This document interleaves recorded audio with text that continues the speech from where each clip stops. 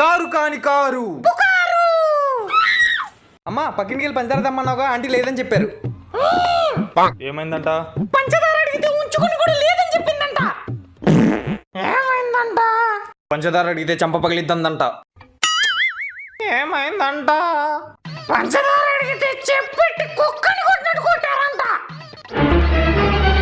ఏమైందంట మాస్టారు? పంచదార అడిగితే చంపాలని చూసారంట. నువ్వు జూమ్ చేసుకోరా. పంచదార కోసం పక్కింటికి వెళ్ళి ప్రాణాలు పోగొట్టుకున్న పసివాడు.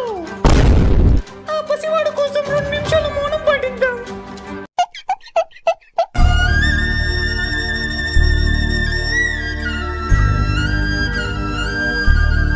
అమ్మా మీరెందుకు మౌనం పాటిస్తున్నారని నేను ఇంకా బతికే ఉన్నా. టీవీలో చూపించాక కూడా ఇంకేం బతుకుంటావురా. అయ్యో.